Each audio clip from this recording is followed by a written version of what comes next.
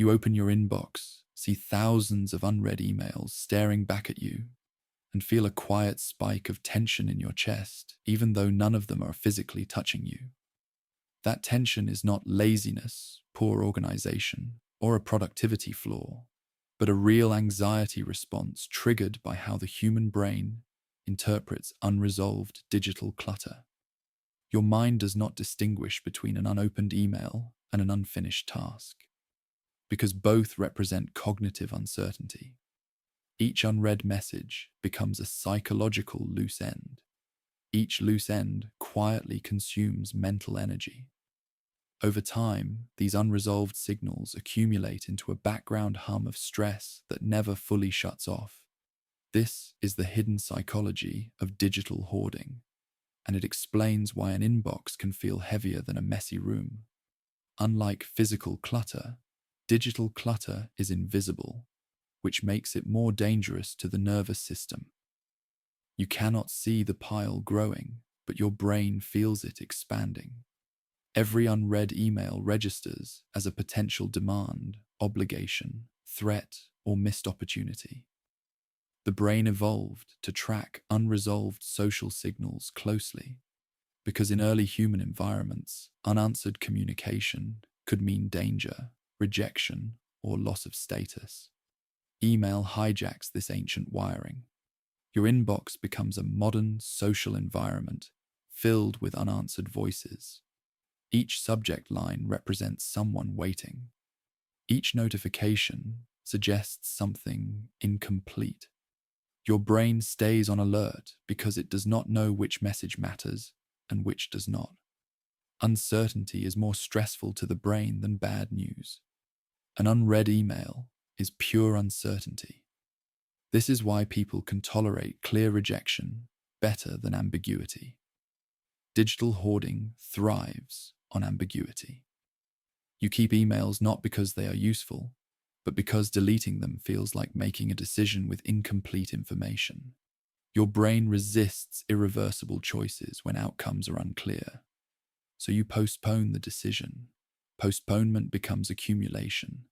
Accumulation becomes anxiety. This pattern mirrors physical hoarding at a psychological level. In physical hoarding, objects are kept just in case. In digital hoarding, information is kept just in case. Both are driven by fear of future regret. Both are reinforced by avoidance. Both provide short-term relief while creating long-term distress. Your inbox becomes a storage unit for unresolved emotions. Every unread email silently whispers that something is pending. The problem is not the number. The problem is the meaning your brain assigns to that number. 10,000 unread emails feels overwhelming because your brain interprets it as 10,000 unfinished conversations. Social obligations weigh heavier than tasks. Humans are wired to care deeply about social evaluation. An unanswered message feels like a social failure, even if it is irrelevant or automated. This is why marketing emails still cause stress even when you know they are meaningless. Your emotional brain reacts faster than your rational one. It registers obligation before logic can intervene. Digital hoarding also exploits the brain's loss aversion bias. Deleting emails feels like losing information. Keeping them feels safer. The brain prefers potential clutter over potential loss. This preference is irrational but powerful. It explains why people keep emails they will never read. The inbox becomes a graveyard of maybe. Each maybe drains attention. This drain is subtle but constant. You may not consciously think about your unread emails, but your nervous system knows they are there. This creates low-grade anxiety that feels like restlessness, distraction, or mental fatigue. Digital hoarding keeps the brain in a state of unfinished business. The brain hates unfinished loops. Psychologists call this the Zeigarnik effect, which explains why incomplete tasks remain more vivid in memory than completed ones. Unread emails are permanent Zeigarnik triggers. They never resolve. They never close. They just accumulate. Your brain keeps them active in the background, draining cognitive resources. This is why inbox anxiety often increases during moments of stress. When cognitive capacity drops, unresolved loops feel heavier. The inbox becomes a symbol of everything you are behind on. It stops being a tool and becomes a judgment. Digital hoarding also distorts time perception. Old emails feel strangely current because they remain visually present. The brain does not register them as past. They exist in a psychological limbo. This collapses temporal boundaries. Yesterday's request feels like today's failure. Months-old messages still feel unresolved. This creates the illusion that you are always behind, even when you are not. The inbox becomes a constant reminder of limitation. No matter how much you do, it shows how much remains. This erodes motivation. Why start if you can never finish? Digital hoarding trains helplessness. The larger the pile, the harder it feels to begin. Avoidance grows. Avoidance increases anxiety. Anxiety increases avoidance. This loop feeds itself quietly. The longer it continues, the more normalized it feels. People begin to accept inbox anxiety as part of modern life. They joke about it. They normalize it. They minimize it. But the nervous system does not joke. It responds to unresolved signals, regardless of cultural normalization. Digital hoarding also fragments identity. Your inbox contains multiple versions of you: the professional you, the personal you, the aspirational you, the guilty you. Each email pulls at a different role. This creates identity overload. The brain struggles to prioritize who you are supposed to be in that moment. This contributes to decision fatigue. The inbox becomes a crossroads of conflicting selves. Opening it feels exhausting because it demands constant role switching. This is why people procrastinate opening email more than doing difficult tasks. The anxiety is anticipatory. It is not about the content.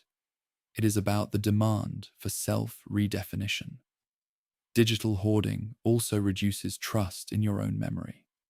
You keep emails because you fear forgetting something important.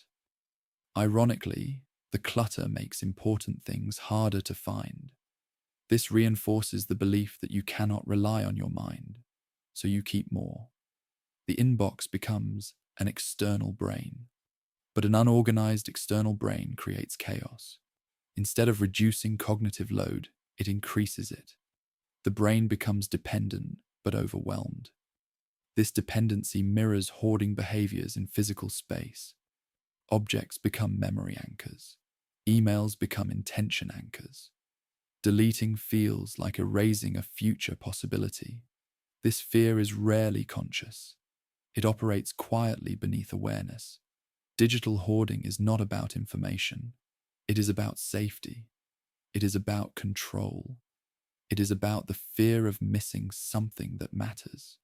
And the more uncertain life feels, the more people hoard digitally. Uncertainty drives accumulation. Accumulation drives anxiety. Anxiety drives more accumulation. This cycle explains why inboxes grow fastest during stressful periods. The inbox becomes a psychological shelter, a place where nothing is lost. But safety without order becomes suffocation. The unread emails do not protect you. They trap you in a state of perpetual incompletion. What looks like harmless clutter is actually an active stressor. Your nervous system treats it as unresolved social pressure. This is why inbox anxiety is real anxiety. Not metaphorical, not exaggerated, real. And this is only the surface of what digital hoarding does to the mind. Because once you understand why unread emails create anxiety, the next question becomes unavoidable. What happens when the brain is never allowed to resolve close or forget? And what kind of person do you become when your digital past is always staring back at you, demanding attention without end? That is where this phenomenon becomes far more than an inbox problem. And that is where the deeper psychological cost begins. Once the inbox transforms from a tool into a source of psychological pressure, the brain begins adapting in ways that quietly reshape behavior, attention, and emotional regulation. The nervous system does not simply tolerate unresolved digital clutter, but recalibrates around it. This recalibration happens slowly, which is why people rarely notice the shift while it is occurring. The brain begins treating unread emails as a permanent background threat rather than a solvable problem. When a threat feels permanent, the nervous system stops preparing for resolution and instead prepares for endurance. This is where anxiety becomes chronic rather than situational. Chronic anxiety does not feel like panic. It feels like restlessness, irritability, mental fog, and avoidance. The inbox becomes a constant low-level stressor that never escalates enough to demand action, but never resolves enough to disappear. This state keeps the brain slightly activated at all times. Slight activation may seem harmless, but over time, it depletes cognitive resources. Attention becomes shallower because the brain is conserving energy. Decision-making becomes slower because every choice feels heavier. Motivation drops because effort no longer promises relief. The inbox trains learned helplessness. No matter how many emails you answer, the number never reaches zero. The brain learns that effort does not produce closure. When effort does not produce closure, avoidance becomes logical. Avoidance then reinforces anxiety. This loop explains why people avoid email, even when they intellectually know it would help. The anxiety is no longer about the messages themselves. It is about the emotional cost of engaging with an unsolvable system. Digital hoarding also distorts reward prediction. The brain expects relief after completing tasks. Inbox tasks rarely provide that relief. You reply to one email and 10 more arrive.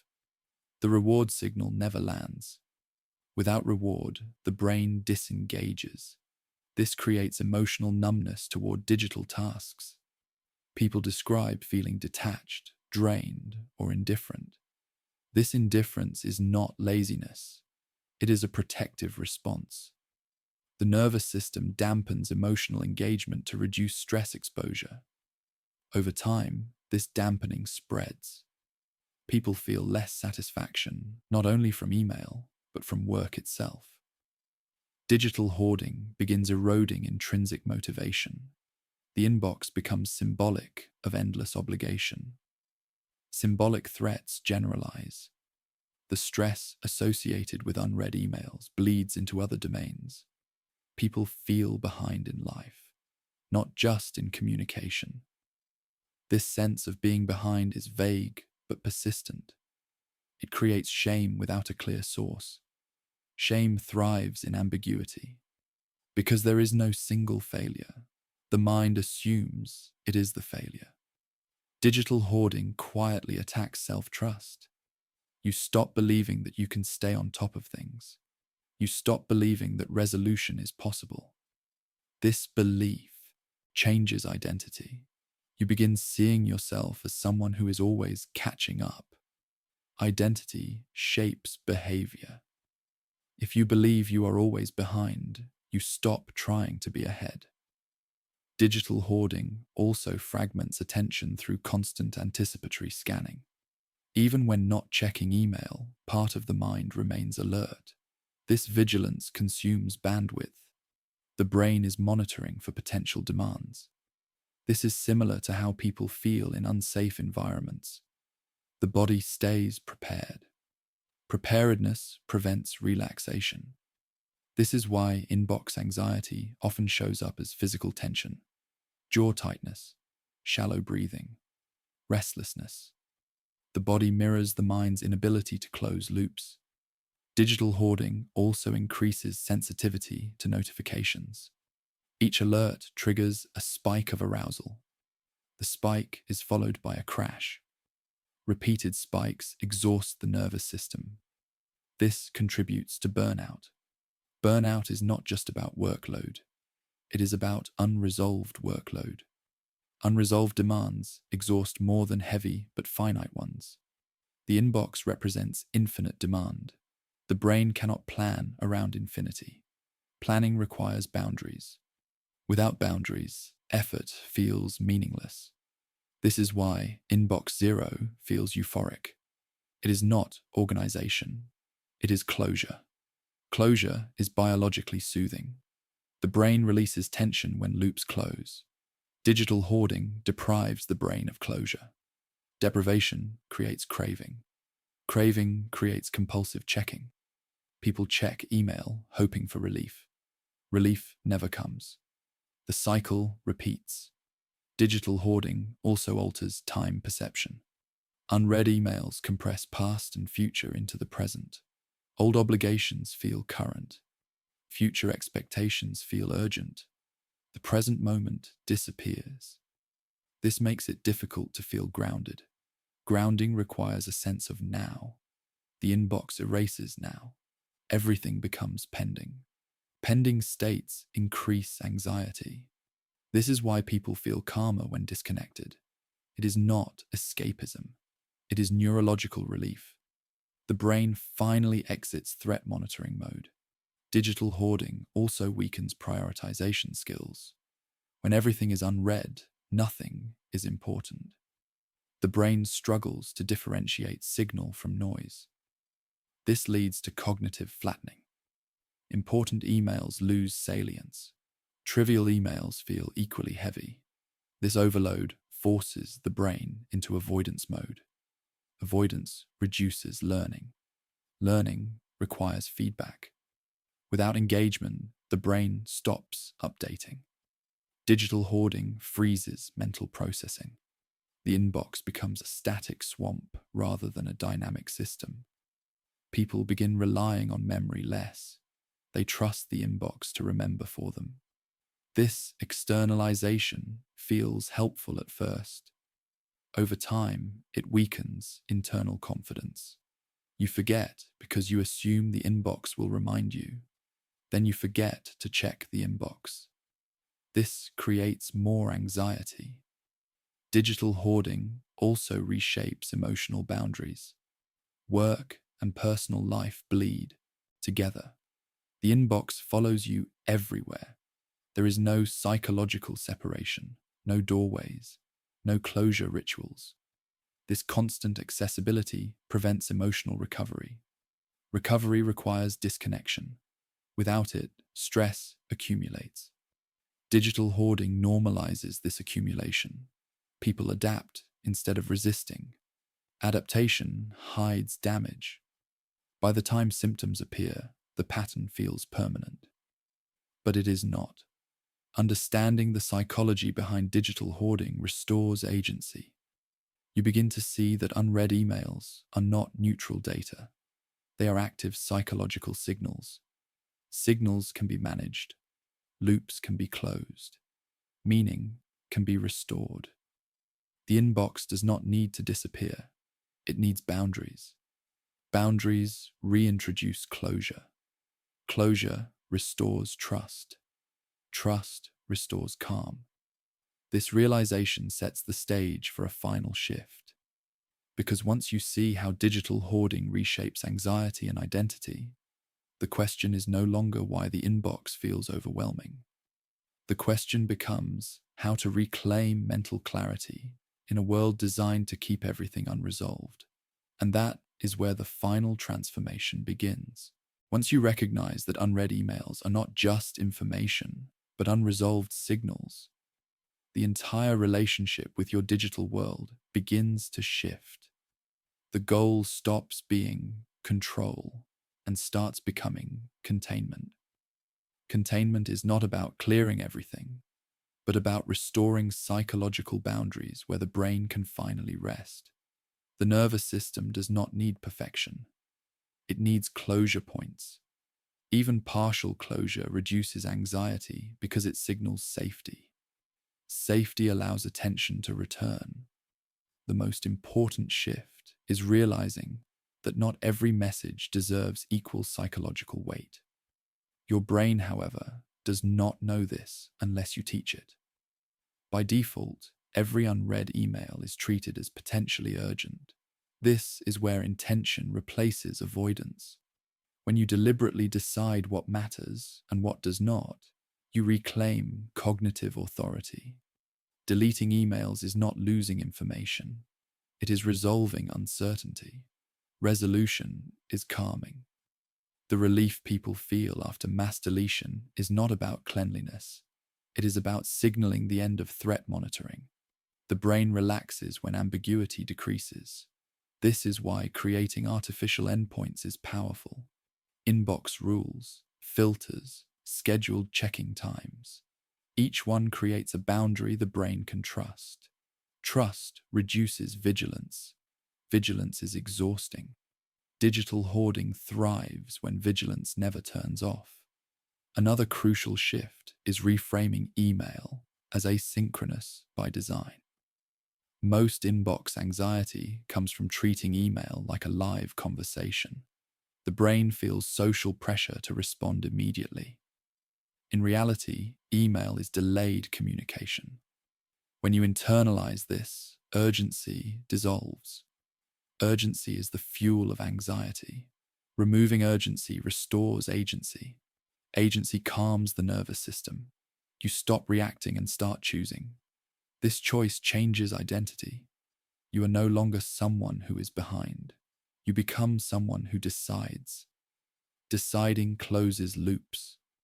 Loops closed regularly prevent accumulation. This practice retrains the brain. It learns that engagement leads to resolution. Learned helplessness fades. Confidence returns quietly. Digital hoarding also loosens its grip when you externalize priorities intentionally rather than compulsively. A task list with clear limits reduces inbox reliance. When priorities live elsewhere, emails lose power. The inbox stops being the command center. It becomes a delivery system. Delivery systems do not need to be remembered. They need to be processed. Processing has an end. Ends soothe the brain. Another powerful shift is restoring physical separation. Email does not need to live everywhere. Checking it only in specific spaces or times reintroduces doorways. Doorways create context. Context preserves mental clarity. Without boundaries, the brain never exits work mode. Digital hoarding thrives in boundaryless environments. Reintroducing boundaries restores recovery. Recovery is not laziness. It is maintenance. Maintenance prevents collapse. The deeper transformation happens when people confront the fear underneath digital hoarding. The fear of missing something important. The fear of being seen as irresponsible. The fear of losing opportunity. Naming these fears reduces their power. Unnamed fears drive accumulation. Named fears can be negotiated. Most emails are not life-altering. Most urgency is artificial. The brain, once shown evidence of this, recalibrates. It learns that deletion does not lead to disaster. Safety is reinforced. Anxiety recedes. Digital hoarding also dissolves when self-worth is decoupled from responsiveness. Many people equate being reachable with being valuable. This belief keeps inboxes full. Letting go feels like risking relevance. In reality, boundaries increase respect. Respect reduces pressure. Pressure fuels anxiety. This shift restores dignity to attention. Attention becomes something you give, not something taken. Giving is empowering. Being taken from is draining. The inbox stops feeling predatory. It becomes neutral. Neutral systems do not trigger anxiety. They require interaction, not vigilance.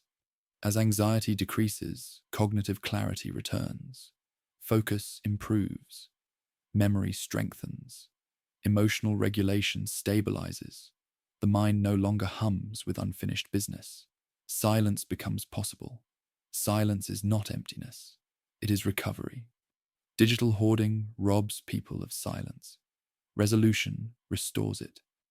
Over time, the number of unread emails stops mattering. What matters is whether the brain trusts the system. Trust allows letting go. Letting go is freedom. This freedom extends beyond email. People begin closing loops in other areas. They finish conversations. They complete tasks.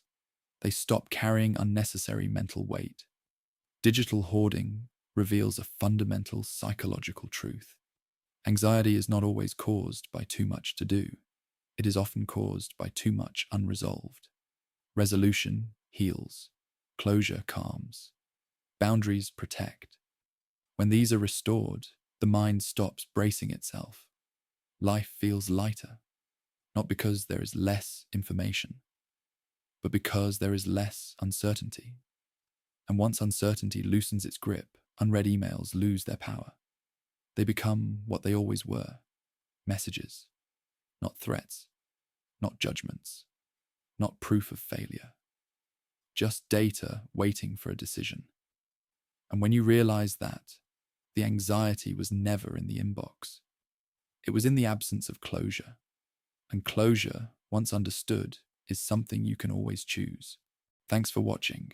If you found this video helpful or eye-opening, make sure to hit the like button. It really helps the channel grow.